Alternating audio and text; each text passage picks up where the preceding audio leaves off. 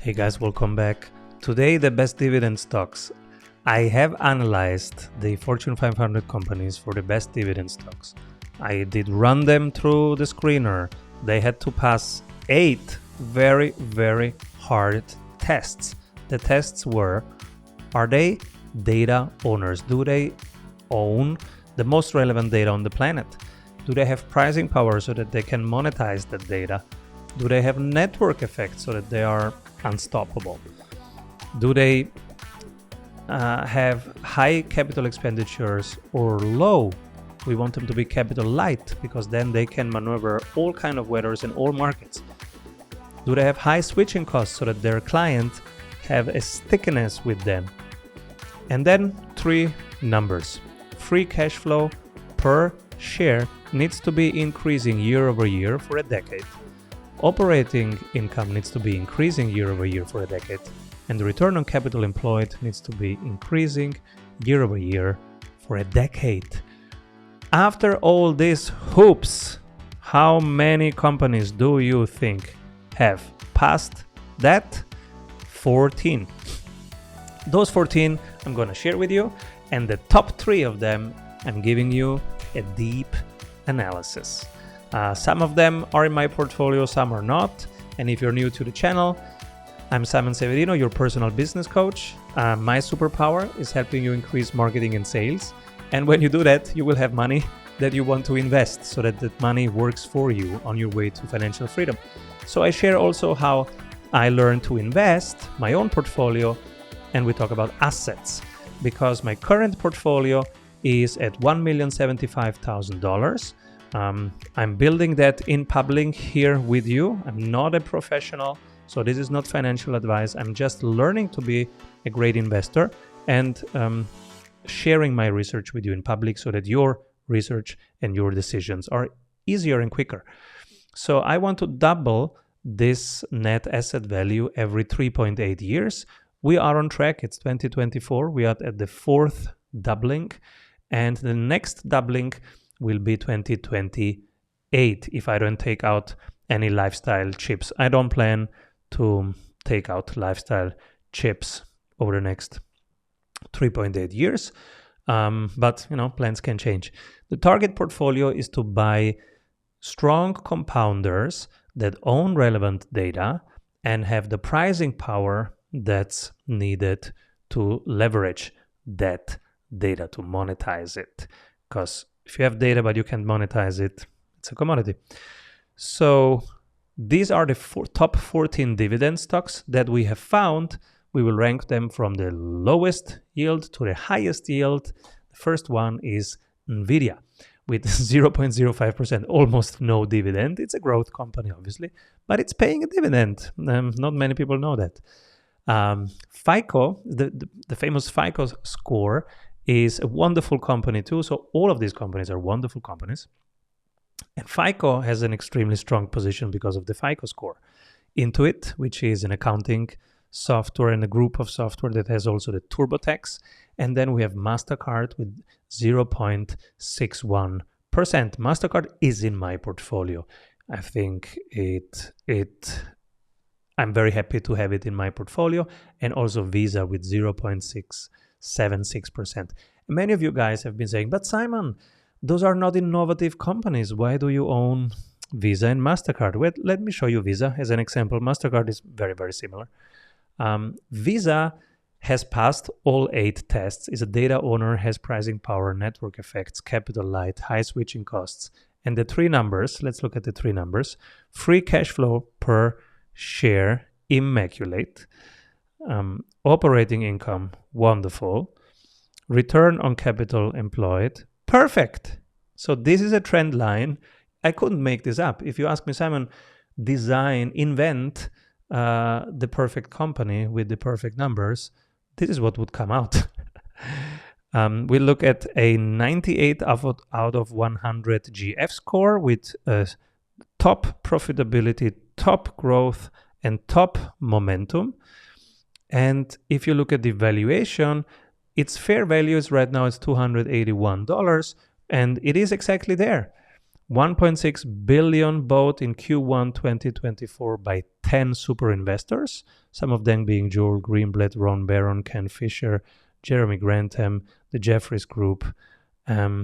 So you are in good company if you buy Visa right now.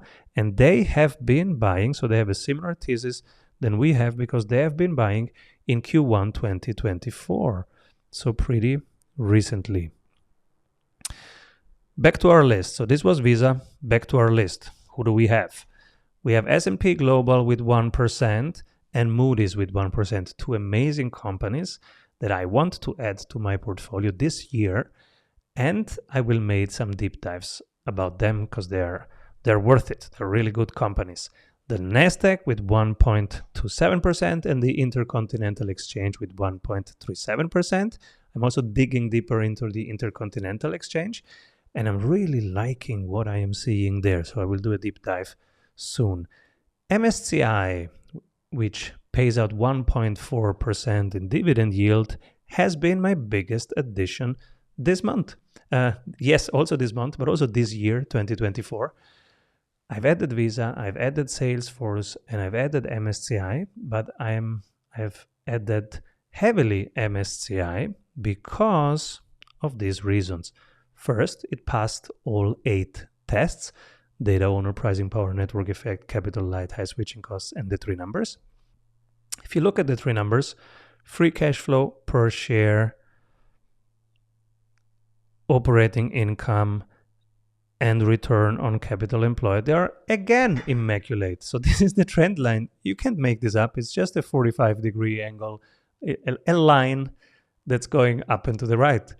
So GAF score 95 out of 100, top profitability, top growth, value, top, and it's even modestly undervalued because I think it's worth $619. So when I saw it below that price, I had to buy. And it's still below that price. So I will add more. 7 super investors have added in Q1 2024 to their position with 242 million, which is peanuts. It's a very small numbers for these guys. But it's people that I really respect, like Poland Capital. Poland Capital has 1 analyst per stock, just analyzing and updating their numbers on that one stock, and they have been buying. That gives me some confidence. Joel Greenblatt, Jefferies Group, Stephen Cohen, Paul Tudor Jones, Jim Simons. These are legends in the field. Jim Simons just passed away. He was an absolute genius and a legend and an inspiration. So this is MSCI. What I also like about MSCI is it makes money under all market conditions. You know, in bull markets, people are buying indexes and ETFs, MSCI World, MSCI Emerging Markets. In bear markets, people are buying ETFs. So it's a pretty durable position. MSCI, what comes next? Oracle with 1.54%. And you would say, but can Oracle pass all these tests? Yes, Oracle can still pass all these tests. BlackRock with 2.09%. This one has been my surprise of the year. I became more aware of BlackRock during all the Bitcoin ETF shenanigans, and there have always been some red flags for me, but those red flags are quickly disappearing. There is only one, which is the high switching costs. But the more and more I study Aladdin, I think there might soon be switching costs. So if you don't know BlackRock, it's the biggest asset under manager. It has 10 trillion under management. Now, the second best, Blackstone, has only 1 trillion under management. So we have a 10-to-1 ratio to the second best. And then we have Apollo with 600 billion. So you have another huge advantage. So basically, there is no number 2, right? And because of this market share, the negotiating power is immense. And because of that, the pricing power. And because of that, the data advantage. And because of the data, the network effects. And when you have network effects, you're unstoppable. So I think BlackRock is unstoppable from this perspective. There is only one tiny red flag: how easy it is for people to just pull their money out of BlackRock and put it somewhere else. I have friends who did it, so I know that it's pretty easy right now for, let's call them retail investor, like small investors. I don't know how much it is for the bigger investors, because they might need Aladdin for the data quality, because they use it to invest for their clients. And it has AI capabilities. It's a real-time updated. It's like a Bloomberg with AI that you are more and more dependent of. So I'm going to look at Aladdin over the next months. And that's the only thing that's my little question mark around BlackRock, because the rest is wonderful. Look at these numbers. Operating income, free cash flow per share. It is slightly stalling. If we look at the trend line, free cash flow per share, operating income, and return on capital employed, there is a little flatness here over the last 2 years. I don't get that, because that was actually a winning period for them. So I will dig deeper into this. What have been investments in infrastructure that they are looking for? Are they investing into their new stuff, which is tokenization of everything and real world assets? I will find out and I will share it with you guys. So, but at the 94 of 100, this is a top quality company, highly profitable. It's growing fast and it has top momentum right now. From a price perspective, it's valued at $757. So it's at fair value right now. And in Q1 2024, only 3 gurus have been buying it: Joel Greenblatt, Ken Fisher, and Jim Simons. And it's a really homeopathic, tiny 87 million, which for them is nothing.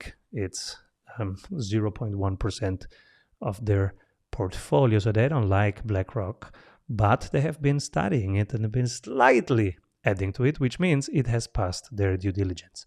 So I don't know enough yet to be investing in BlackRock, but you have seen my excitement about a couple of those things.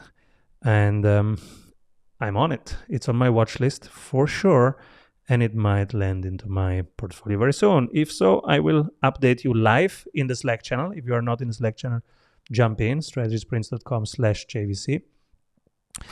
And the next one on our list is the CME Group with 2.3%, a wonderful company too, with great numbers that I will do a dedicated video on.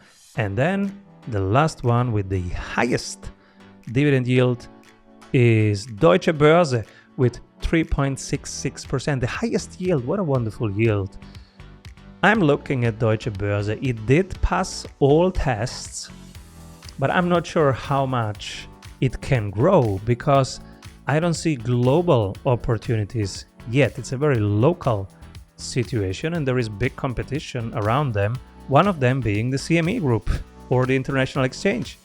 So I will have to understand a bit better what their growth potential is before I invest into Deutsche Börse. But this was the dividends review, and those 14 stocks are highest quality stocks.